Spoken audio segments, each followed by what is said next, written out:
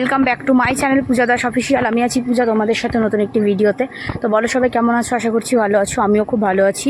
তো এসে গেছি নতুন একটি ভিডিও নিয়ে। যদিও তোমরা ভিডিও টাইটেল আর থাম্বনেল দেখে বুঝেই গেছো আজকের ভিডিওটি কী হতে চলেছে। তো আর বেশি কথা বলছি না, প্রচণ্ড রোদ দেখতেই পাচ্ছ, ছাতাটা ব্যাগে আছে কিন্তু নেওয়া হয়নি।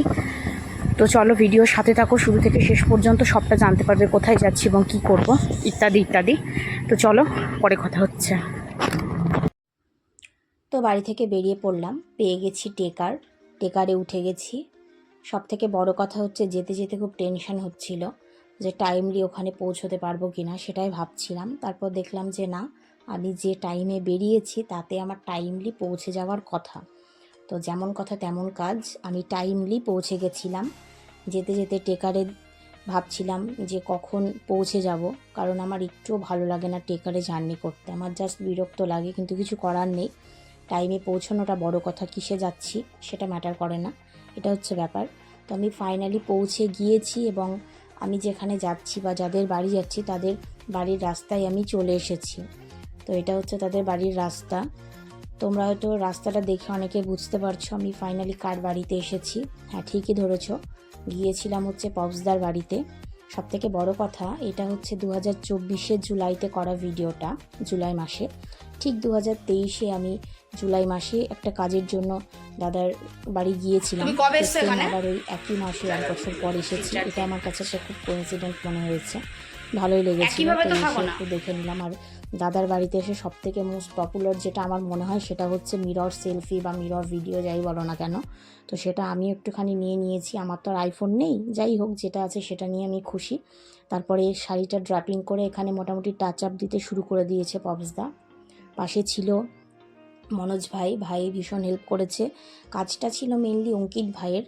তো তোমরা যাকে দেখছো রেড কালার পাঞ্জাবি পরে, ওটা হচ্ছে অঙ্কিত ভাই। তো কাজটা ভাইয়েরই ছিল। ফুল লুকটা ক্রিয়েট কেমন করেছে সেটা তোমরা দেখতে পাবে। তো এই দেখো, এটা হচ্ছে আমার ফাইনাল লুক।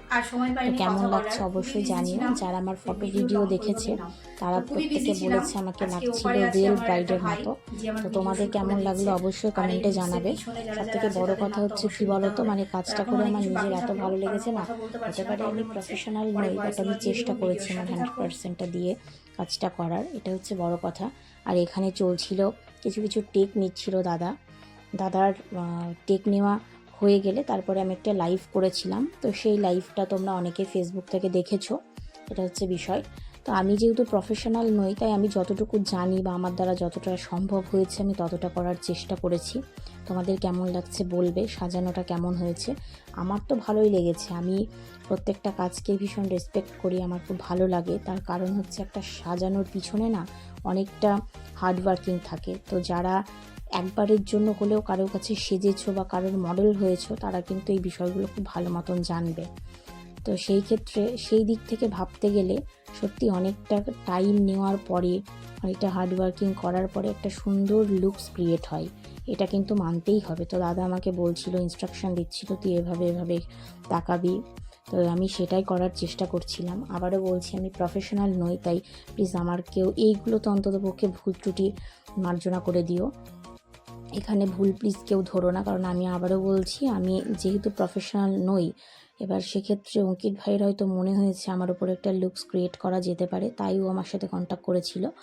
তো সেই জন্য আমি গিয়েছিলাম। তো এখানে কিছু গোলাপ ফুলের পাপড়ি টাপড়ি ছিটিয়ে, মানে একদম যারা প্রফেশনাল মডেল, যারা এরকম শ্যুট করে আমি তাদের দেখেছি করতে। তো সেটা নিজে করছিলাম, বেশ ভালোই লাগছিল। জানি না কতটা এক্সপ্রেশন দিতে পেরেছি, বাট অনেস্টলি বলছি আমি আমার বেস্টটা দেওয়ার চেষ্টা করেছি, এটা হচ্ছে ব্যাপার।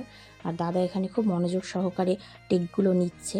তোমাদের কেমন লাগলো কাজটা অবশ্যই আমাকে জানাবে কমেন্টে, কেমন কি লেগেছে। আর সকলকে অসংখ্য ধন্যবাদ, অঙ্কিত ভাইকে, পপসদাকে এবং মনোজকে, প্রত্যেককে অসংখ্য ধন্যবাদ। প্রত্যেকে ছিল বলেই হয়তো এত সুন্দরভাবে কাজটা হয়েছে বলে আমার মনে হয়, এটা হচ্ছে বিষয়। তোমাদের কেমন লাগলো ভিডিওটা অবশ্যই জানিও। তো গাইজ বলো ভিডিওটা কেমন লাগলো অবশ্যই কমেন্টে জানাও। আর যারা আমার চ্যানেলটিকে এখনও সাবস্ক্রাইব করোনি তারা করে দিও, আর যারা করেছো তাদের তো অসংখ্য ধন্যবাদ। তো দেখা হচ্ছে নেক্সট ভিডিওতে, ততক্ষণ ভালো থাকো, সুস্থ থাকো, আমার পাশে থাকো। Thanks for watching, by.